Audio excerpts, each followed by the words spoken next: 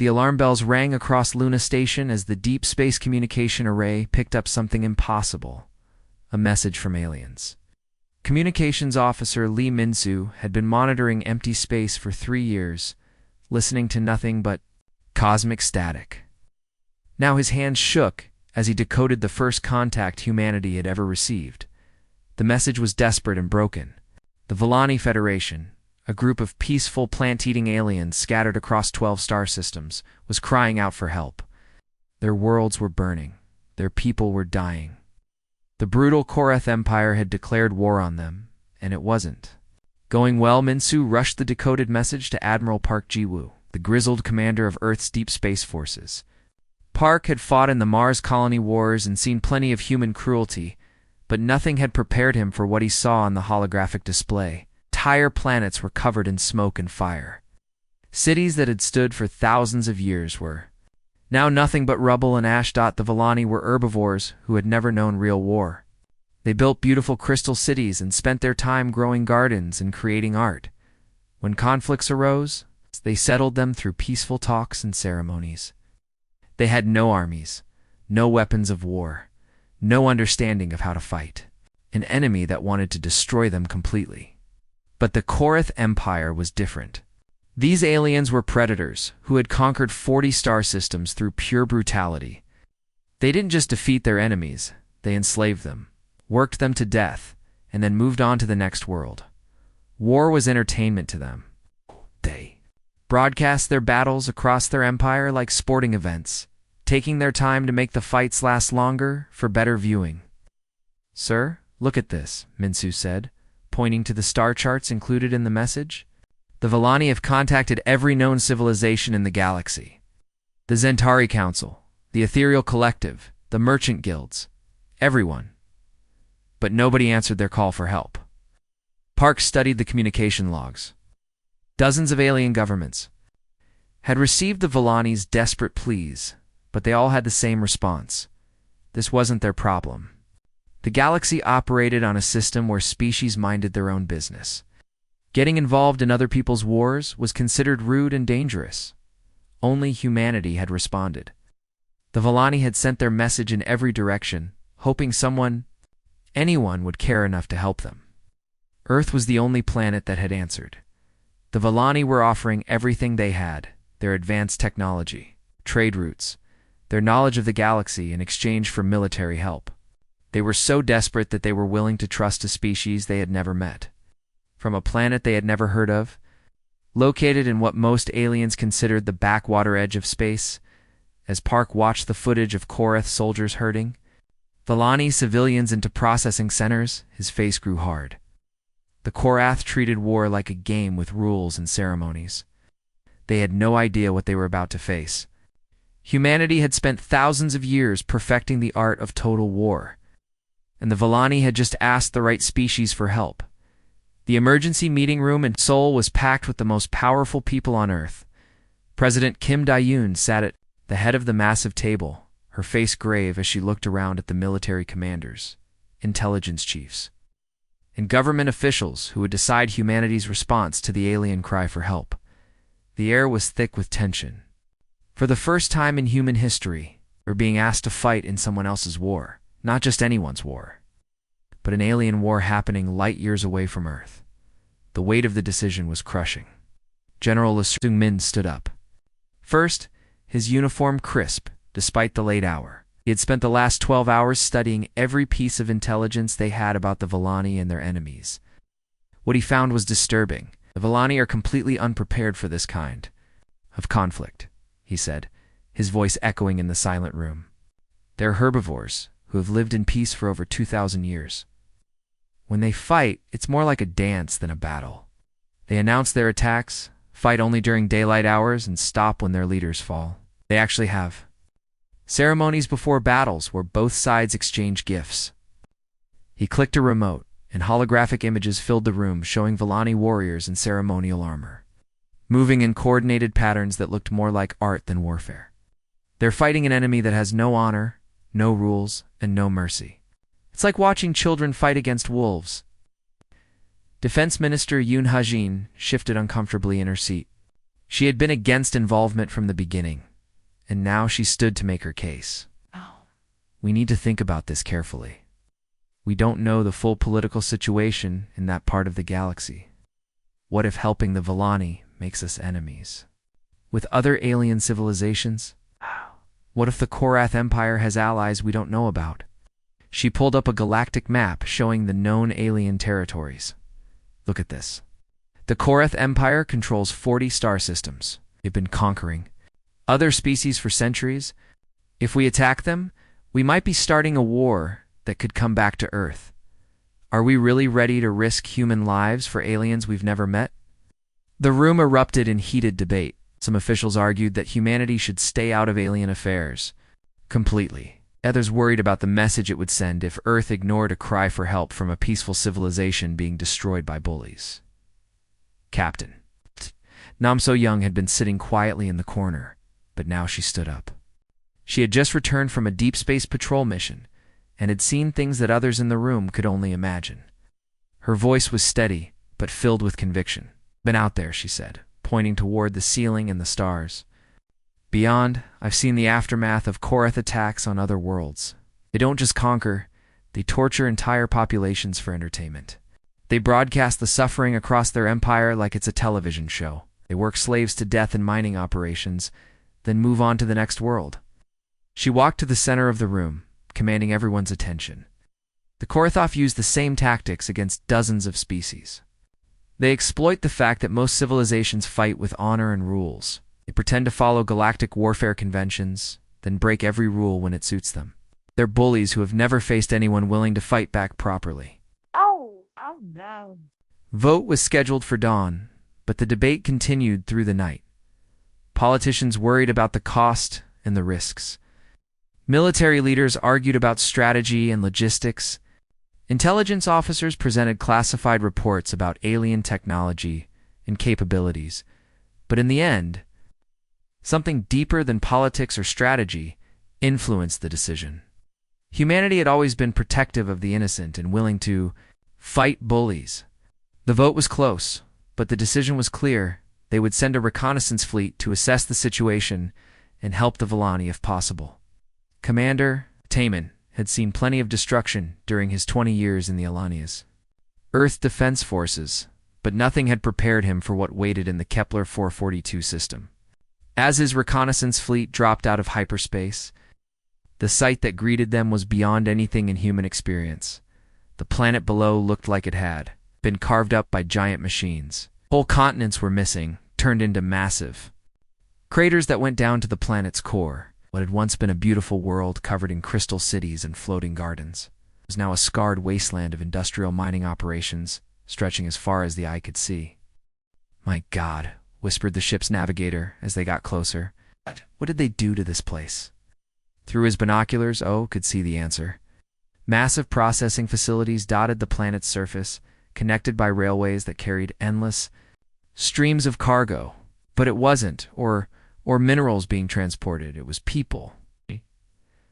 Thousands of Villani civilians were being herded into the facilities like cattle. Their once proud forms now bent and broken from exhaustion. The fleet's sensors picked up dozens of damaged Villani ships drifting in space, their crews barely alive. O ordered rescue operations immediately, and soon his medical bay was filled with alien refugees who could barely lift their heads to look at their human rescuers. Dr. Lim Dagan, the fleet's expert on alien biology, spent hours talking to the survivors through translation devices. What she learned made her stomach turn. The Villani spoke about their recent battles with words like honorable defeat and glorious last stands, even though their entire civilization was being wiped out. They actually thanked the Korath for giving them a fair fight, she told. Oh, in disbelief. Even as their families were being enslaved and their worlds destroyed, they were grateful that their enemies had followed some of the traditional battle rules. The Villani explained their military system to her in detail. Before any battle, both sides would meet in a neutral area to exchange formal challenges. They would agree on the time and place of the fight, usually during daylight hours when both sides could see clearly. Battles would last exactly 3 days, with breaks for rest and medical care. When the commanders of one side fell, the entire army would retreat honorably. They genuinely cannot understand why the Korath ignore their surrender ceremonies, Dr. Lim reported to the command staff. The Villani have specific rituals where they offer their defeat to the enemy in a respectful way. They expect the victors to accept graciously and treat prisoners well. But the Korath just laugh and keep fighting. What made it worse was that the Korath had turned the whole war into entertainment.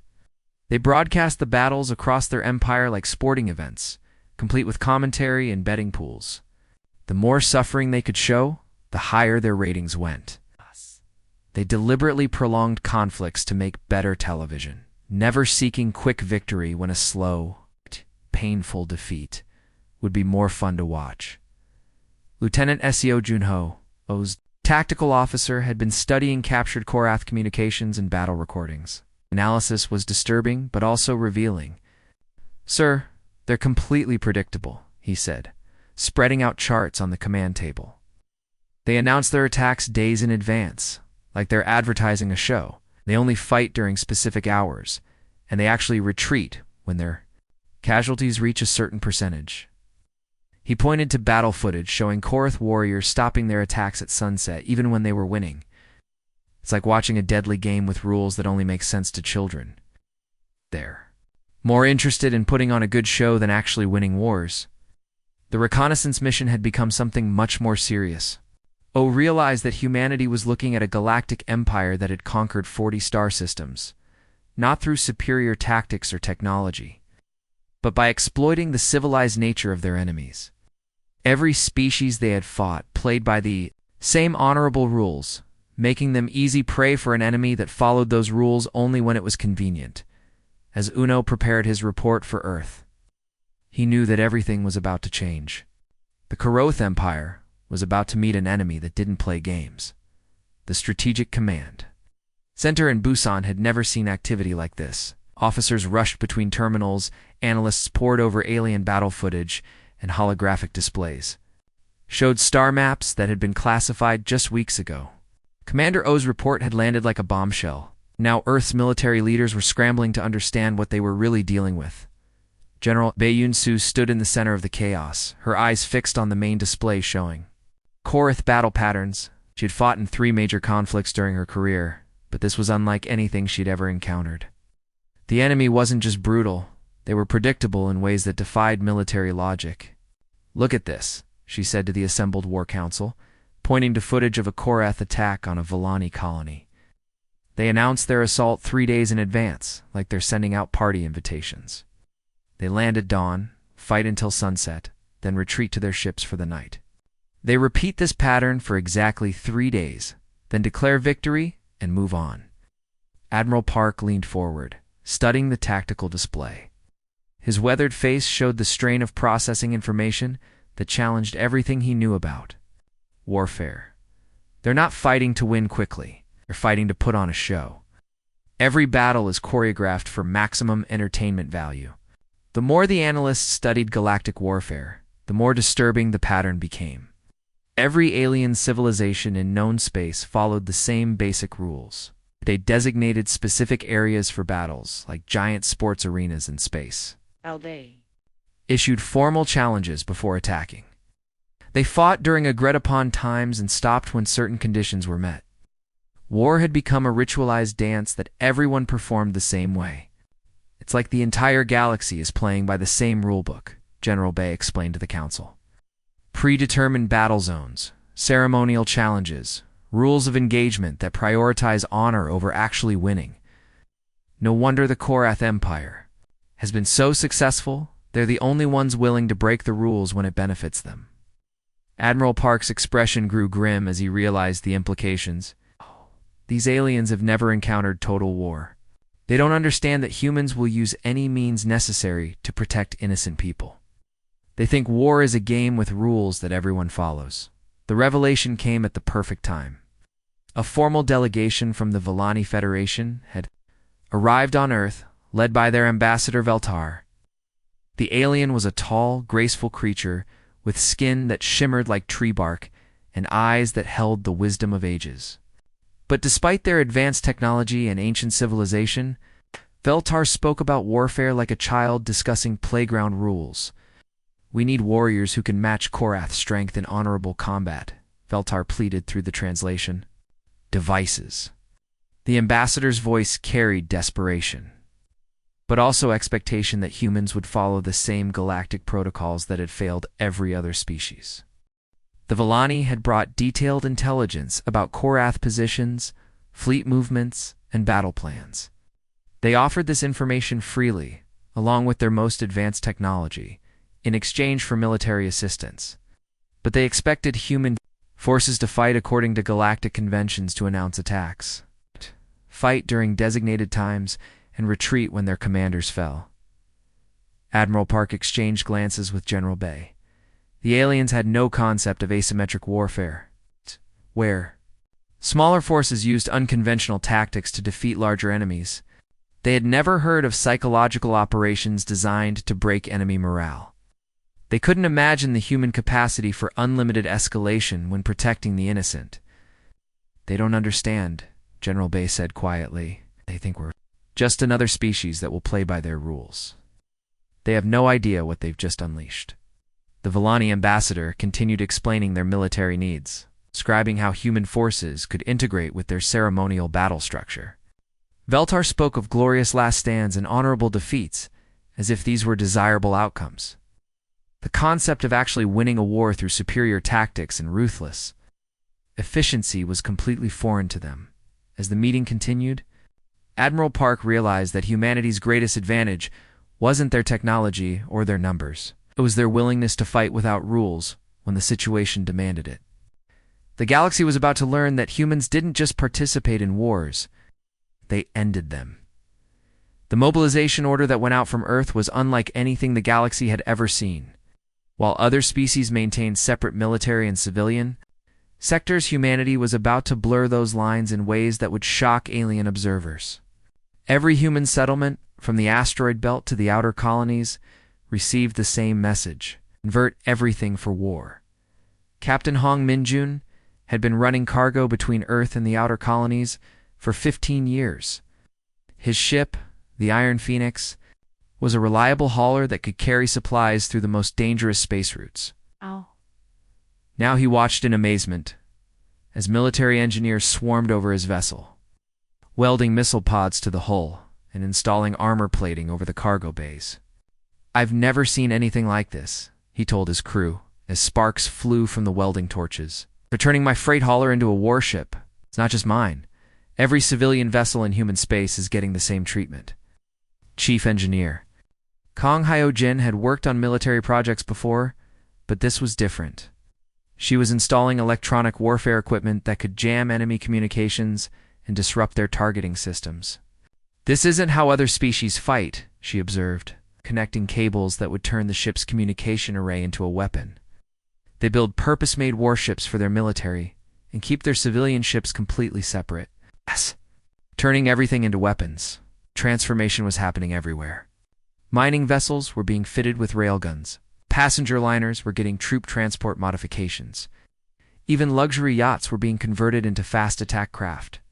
The galaxy's other civilizations built specific ships for specific purposes, but humans were proving that any vessel could be dangerous in the right hands.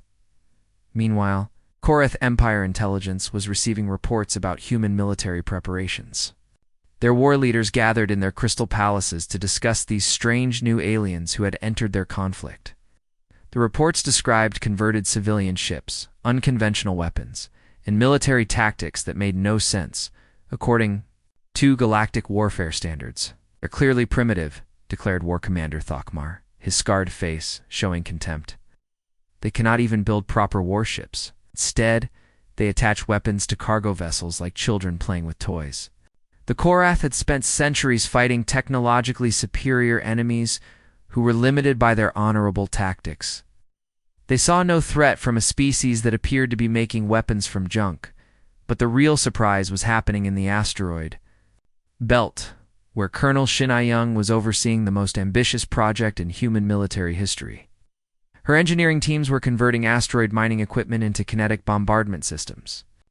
The massive industrial machines that normally extracted, or from space rocks, were being modified to launch those same rocks at incredible speeds. The Korath fight with energy weapons and boarding actions. She explained to her staff as they watched another mining platform complete its conversion. They get close to enemy ships, blast them with lasers, then send troops inside to fight hand-to-hand.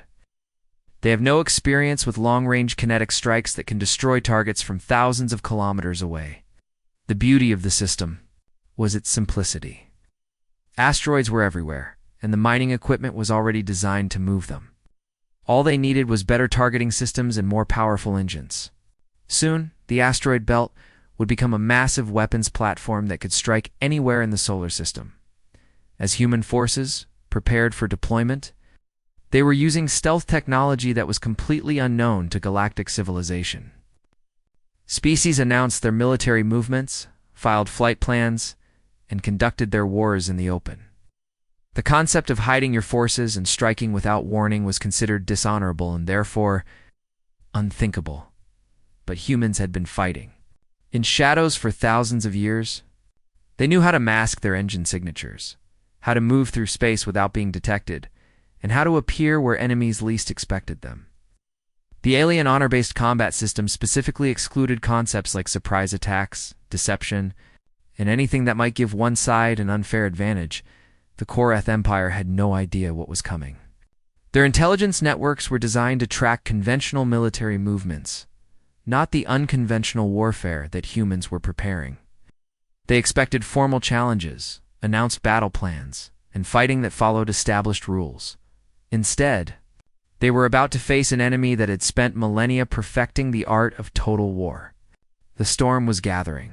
The galaxy was about to learn why humans had survived every extinction event their planet had thrown at them. The Korath. Third Fleet arrived at Sanctuary exactly as their intelligence had predicted. War Commander Vexvel stood on the bridge of his flagship, the Crimson Talon, watching the beautiful blue world that would soon provide excellent entertainment for his empire. The planet was home to 3 million Villani civilians, which meant plenty of footage for the war broadcasts, following traditions that had worked for centuries. Vexvel activated the long-range communication system and began transmitting his formal challenge. His voice boomed across space, demanding that the defenders present their strongest warriors for honorable combat. He expected the usual response, a counter-challenge from the Villani military leader, followed by negotiations about battle times and locations. Instead, something impossible happened. The human task force that had been hiding in the planet's shadow suddenly appeared on 3 different sides of the Korath fleet. Admiral Kim Soo-jin had positioned her ships using stealth technology that made them invisible to Korath sensors. While Vexvel was making his ceremonial announcement, the humans were already locked onto their targets. The first railgun rounds hit the Korath shields before anyone realized the battle had started. These weren't the energy weapons that galactic civilizations used. They were solid metal projectiles moving at incredible speeds. The Korath shields were designed to deflect laser beams and plasma bolts, not chunks of metal traveling at a significant fraction of light speed. "What is this?" Vexvel shouted as his ship shook from impacts. "Where did these attacks come from?" "We haven't finished the challenge ceremony." His communications officer was frantically trying to contact the human fleet. "Sir, they're not responding to our hails. They're just ... attacking, without announcing themselves or following any protocols." But the humans weren't just attacking randomly. While the railguns pounded the Korath shields, cyber warfare specialists were infiltrating their communication networks. The Korath had never encountered electronic warfare, so their computer systems were completely unprotected. Within minutes, human hackers had access to their tactical displays, communication channels, and even their ship's environmental controls. The Korath fleet tried to respond using their standard battle formations, but nothing worked the way it was supposed to. Their targeting systems were being jammed by electronic countermeasures they didn't understand. Their communications were filled with confusing signals that made coordination impossible. Some ships were reporting that their life support systems were malfunctioning, while others found their weapons refusing to fire. They're not following proper combat procedures. Vexvel's panicked transmission was intercepted by human intelligence officers who couldn't help but laugh. The Korath commander was genuinely confused about why his enemies weren't playing by the rules. The battle that should have lasted 3 days, according to galactic tradition, was over in 6 hours. The human forces used coordinated fleet actions that hit the Korath from multiple angles simultaneously. They targeted specific systems on enemy ships rather than trying to destroy them completely. They used psychological warfare, broadcasting fake communications that made Korath commanders think their own allies were betraying them. Most shocking of all, the humans didn't retreat when their commanding officers were threatened. In galactic warfare, killing or capturing the enemy leader was supposed to end the battle immediately. But when Korath boarding parties tried to capture Admiral Kim's flagship, they found human marines who fought with a ferocity that defied understanding. As the last Korath ship limped away from the battle, Vexvel managed to establish communication with the human fleet. His voice was filled with confusion and indignation as he demanded answers. "Why did you ignore honorable combat protocols?" he transmitted. "Why didn't you announce your attacks? Why didn't you retreat when your ships were damaged? And this is not how civilized beings conduct warfare." Admiral Kim's response was broadcast across the galaxy and would be remembered for generations. Her voice was calm, but carried the weight of humanity's determination. "We didn't come here to play games," she said. "Came to end your war.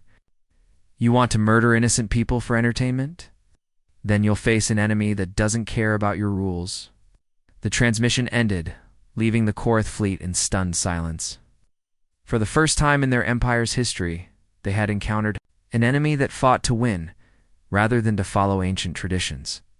The galaxy was about to learn that humans didn't just participate in wars, they finished them. The news of humanity's victory at Sanctuary traveled faster than any ship in the galaxy.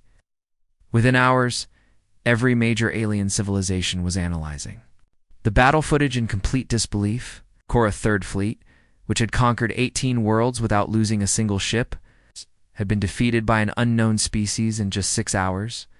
Alien military leaders gathered in emergency sessions. Across the galaxy, the Ethereal Collective, the Zentari Council, and dozens of other governments watched the recordings over and over, trying to understand what they had witnessed. The humans hadn't just won, they had fought in ways that violated every principle of civilized warfare. They attacked without warning, reported one analyst to the Zentari High Command. No formal challenges, no predetermined battle zones, no ceremonial exchanges. They simply appeared and started shooting. But the most shocking revelation was that humanity's victory wasn't a lucky accident. Intelligence reports began flooding in from across Korath space, describing systematic attacks on their supply lines, communication networks, and civilian infrastructure. The humans weren't just fighting battles, they were dismantling the entire Korath war machine. Emperor Korvash himself took command of the response, mobilizing the core fleets that had never been defeated in 3 centuries of conquest. Massive armadas began moving toward human space, confident that sheer numbers would overwhelm these strange new enemies. The Korath had faced technologically superior foes before, and always won through persistence and brutal tactics. But when the Korath fleets arrived at their staging areas, they found chaos waiting for them. Supply convoys that should have been delivering fuel and ammunition were nowhere to be found. Communication networks were jammed with confusing signals that made coordination impossible. Even worse, several Korath worlds were reporting that their planetary defense systems had been infiltrated by cyber attacks. General Quan Jae-sung watched the Korath response from Earth's Strategic Command Center, shaking his head in amazement. "They're still thinking like it's a game," he observed, as another Korath fleet fell into an obvious trap. They announced their fleet movements on public channels.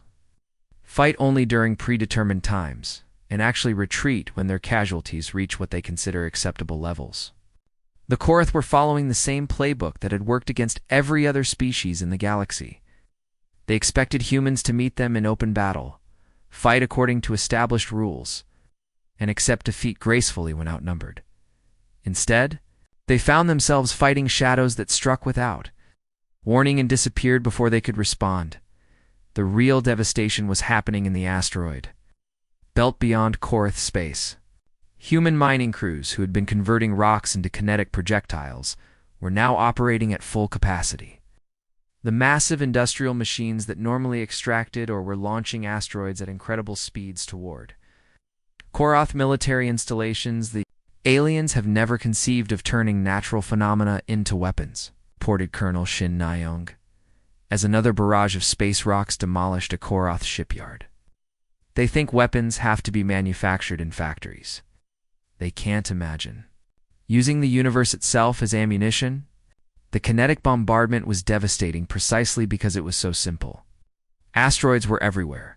They were invisible to most sensors, and they hit with the force of nuclear weapons. The Korath had no defense against attacks that came from empty space without warning. Meanwhile, Captain Yusianmi was leading stealth raids that captured Korath technology intact. Her special forces teams would infiltrate enemy installations, disable the defenders, and steal everything they could carry. Unlike other galactic species who destroyed enemy equipment for honor, humans studied it, reverse-engineered it, and used it against its creators. We've captured their shield generators, their weapons systems, and their communication protocols, she reported from a successful raid. Our engineers are already building improved versions that work better than the originals.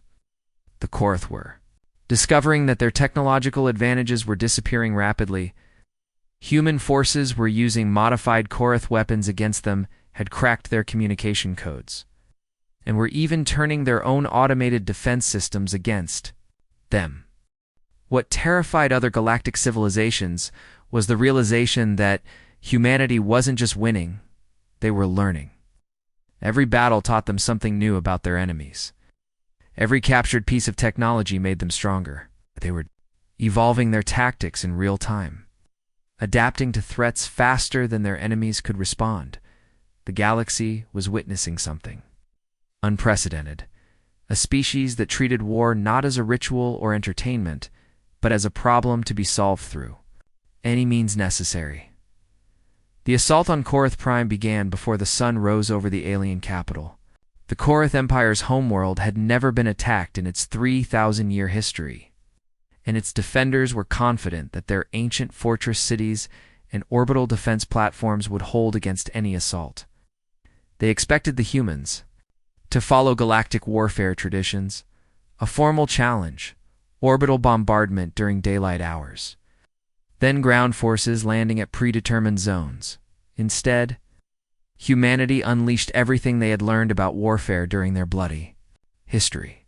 Admiral Li Zhongzuk had spent weeks planning an assault that would bypass every galactic warfare convention ever written.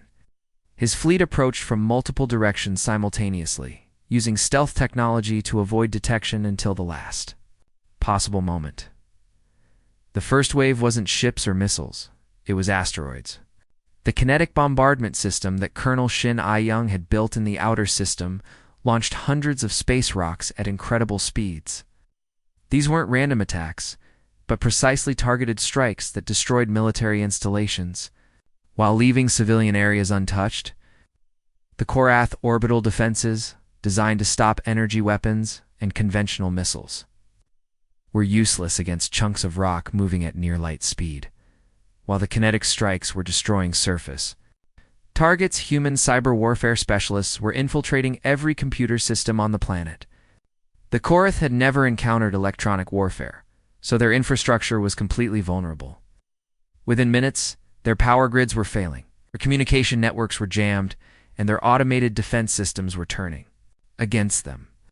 "They're not just attacking our military," reported a panicked Korath officer. "They're shutting down our entire civilization. The lights are going out across the planet." But the humans weren't trying to destroy the planet. They were surgically dismantling the Korath war machine. Electronic countermeasures blinded radar systems and communication networks.